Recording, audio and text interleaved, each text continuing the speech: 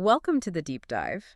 Today we're exploring a really compelling perspective on how we learn, how we teach, maybe even how our brains really navigate knowledge. Yeah, it's fascinating stuff. Our source for this deep dive is a great article from Substack. It's called Exploration is Its Own Proof, The Ecology of a GLP Classroom by Jaime Hoerricks. A PhD, yeah. It's a rich piece. So our mission today really is to unpack this core idea she presents, that the usual way we think about learning, that kind of linear map, often misses other ways of knowing. Ways that are just as valid and maybe even more rigorous sometimes. Especially for minds that don't really think in straight lines, more interconnected, right? Exactly.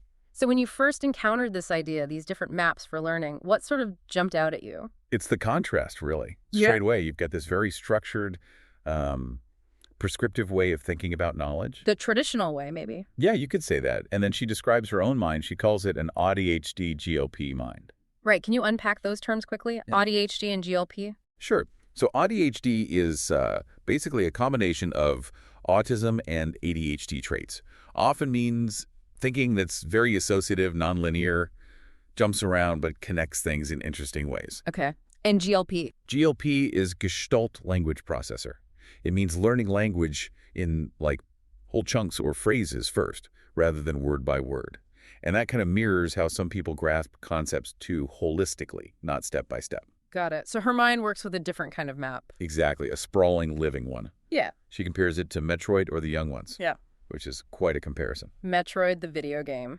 I And think- Young Ones, the chaotic British sitcom. Yeah, places where, as she puts it, wandering builds connections, doubling back as progress, Right. and the map grows for those who follow. It immediately makes you question what effective learning actually looks like. Okay, that's a brilliant starting point. Different maps. Now, the article gets into something called a double empathy problem, specifically within professional development, PD.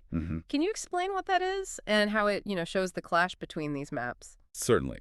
The double empathy problem here basically suggests a fundamental disconnect. A misunderstanding. Exactly. The people designing traditional PD, she labels their thinking ALP, authoritarian linear procedural. ALP, okay. They often just assume their way, that structured step-by-step method is the default, the only way, really. And when they see students who think differently, They might see, well, nothing, an absence of understanding, or they think the student doesn't know. But the author argues maybe the student already knows, but not in your dialect. not speaking the right language, essentially. Precisely. The core idea is that some students can, see the shape of a problem and move through it without needing to spell out every single intermediate step. They just get it intuitively. Maybe.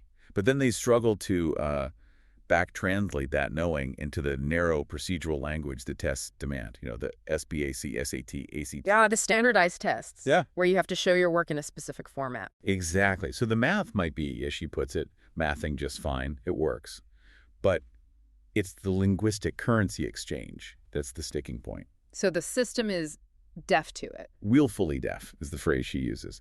It marks students down for not showing they're working in the approved way.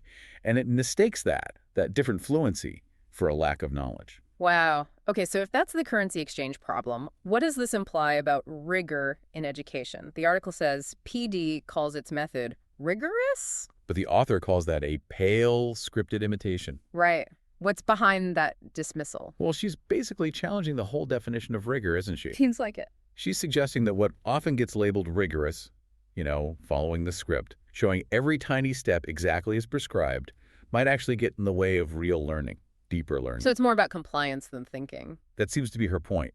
Genuine rigor, for her, looks different. Yeah. It's messy, it's nonlinear, it doesn't always fit the script. Which brings us perfectly to this anecdote she shares. Her teenage son's fixing a cloudy water heater. Yes. Great story. They just noticed it, figured it out, looked up info, watched videos, and fixed it. Gas off, drain, flush, refill, test, the whole thing. And then planned future maintenance. And looked at the aircon next. Right. So what does this, everyday repair job show us about that spark she talks about? It shows everything the scripted approach misses, doesn't it? She calls it curiosity, competence, and the quiet joy of making something work again. And crucially, no teacher involved in the traditional sense. No pacing guide, no predetermined learning objective, no teacher advancing them toward the goal of the lesson.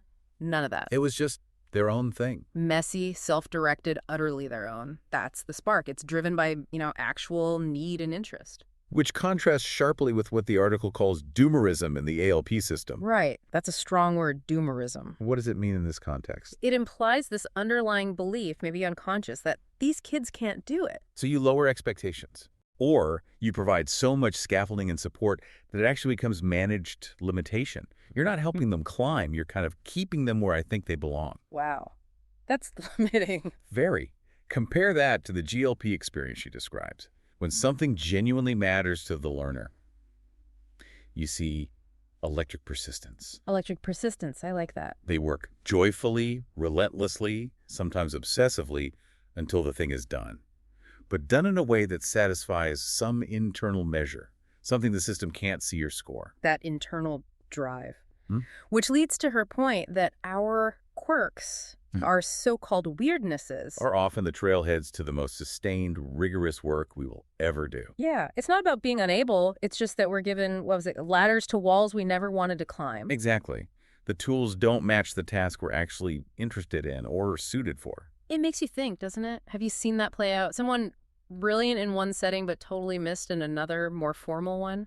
Oh, absolutely. All the time. Think about someone who's a natural coder but freezes up in math class because the notation feels alien. Or a visual artist who struggles to write essays but can communicate complex ideas through images. Right. The system hands everyone the same ladder, expecting them to climb the same wall. Yeah. It doesn't always recognize the mountains people are already scaling with their own tools. Yeah.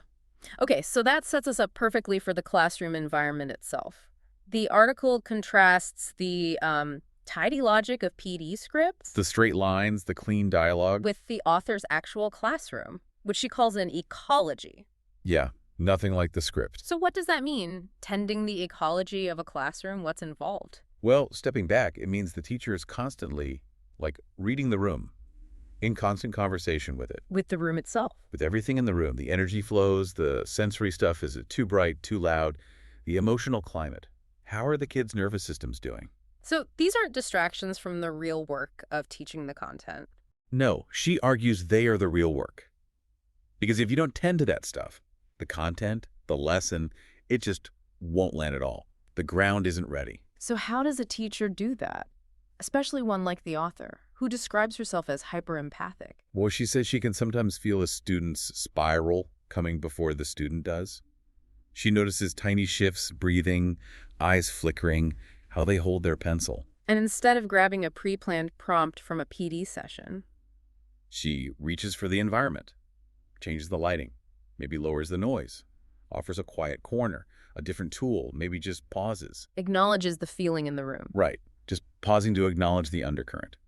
It treats the classroom as an open system, always shifting, responding to the actual living conditions. It sounds messier. Messier, but it's also more durable, she says, because it's real. It's responsive. Okay, now this leads into a really, really interesting metaphor she uses. Metroid. Yes, the Metroid metaphor. It's brilliant. The classic video game. For anyone who doesn't know, it basically drops you onto this alien planet. Hostile, complex, totally indifferent. Yeah, no gentle onboarding, no hand-holding tutorial. You just have to figure it out. You explore, you backtrack, you find areas you can't get into yet. Until you find the right upgrade, the right tool, then you go back. And she connects this wandering, this doubling back, this self-directed exploration to her way of thinking and teaching. She also mentioned the young ones again here. She did. She sees Metroid's lonely corridors and the young one's chaotic, absurd humor as points on the same circuit. How so? That seems like a stretch. Well, think about it. Both are spaces where the official script gets disrupted. They invite you to find your own logic within someone else's framework. They reward connecting things that look unconnected. Until a pattern emerges. Okay, I see that. So how does the Metroid game specifically parallel her experience in the education system? Well, looking at the big picture, the parallels are quite direct. Samus's power suit in the game, that's like the strategies and support she's built up over years to navigate the system. The corridors of policy and paperwork. Exactly. And the game's hazards, the enemies, the dangerous environments, they mirror the inaccessible curriculum deficit thinking administrative mandates she runs into. What about specific game mechanics, like the morph ball? The morph ball. where Samus curls up into a tiny ball to get through small gaps. She says that's like how she sometimes has to make myself small in meetings. Bite her tongue, maybe. Yeah, keep quiet, not rock the boat until the right moment. Then when she gets the right upgrade, maybe some new research or a connection with a student or finding an ally, Then the smallness becomes useful. smallness becomes a weapon. She can use that narrow opening to make a difference. And the backtracking in Metroid, constantly revisiting areas. How does that relate? It's like circling back to concepts with students, finding a different way in, an alternate route that clicks for them. It gives them more reach, more resilience. And the big reveal in Metroid, of course, that Samus, the heavily armored bounty hunter. He is a woman. Yeah. That really resonated with the author. So, She said it was a reminder that the armor people assume belongs to someone else might just as easily be yours. It's about finding your own strength, your own real lived rigor, even in a system that wasn't built for you. that's a powerful image, finding rigor in unexpected places. Mm-hmm. So in Metroid, you explore not because the world is kind or easy, but because there's always that possibility of discovery. Right. Every new room could hold something vital.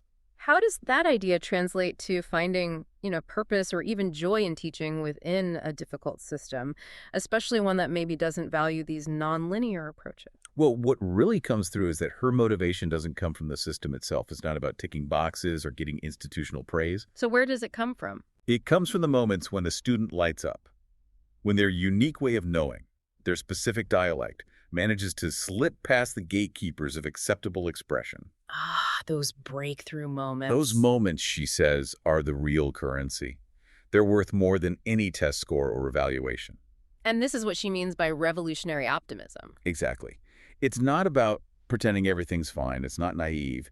It's the refusal to accept the map as final. Believing you can change things. Believing you can carve new paths, find hidden rooms, and turn a dead end into a safe passage. And knowing that every path you clear makes it a little bit easier for the next person, the next traveler. Holding on to hope by taking action. Pretty much, yeah. Okay, so let's try and wrap this up. What does all this mean for you listening? Whether you're a learner yourself or a teacher or just someone who cares about how we learn. Well, we've definitely explored two very different maps, haven't we? We have. There's the traditional PD map, straight lines, hard edges, everything contained. Predictable. And then there's the author's map, the Metroid map, maybe we can call it. Sprawling, layered, alive, where going backwards is progress and wandering is essential. Yeah. And stepping back again, remember that connection she drew between Metroid's exploration and the chaos of the young ones? Right, the sitcom. That there's somehow points in the same circuit. Because both are places where the official script just falls apart. Yeah. They invite you, maybe even force you, to find your own logic within the frame someone else built. And they reward you for connecting things that seem random. Until suddenly, wham, the pattern snaps into focus. Whether it is finding the next upgrade in Metroid or getting the absurd punchline in the young ones. So this whole deep dive, it really underscores that for some people, maybe for many of us, knowing doesn't start with that straight line or the box that's already labeled. No, it begins with the wandering. And once you've experienced that, found that hidden room in the game or got the joke or figured out the water heater or found the door that only opened because you looped back with a new perspective. It's hard to be satisfied with just the narrow corridor again, isn't it? It really is. So maybe the final thought for you to consider is this. How can we individually in our own lives and collectively within our systems like education, how can we better encourage and validate that messy living map of learning? How do we make space for exploration to be its own proof? Yeah. And shift the goal, maybe? So it's not just about reaching some predefined endpoint, but about leaving the map itself bigger, stranger, and more alive for whoever comes next.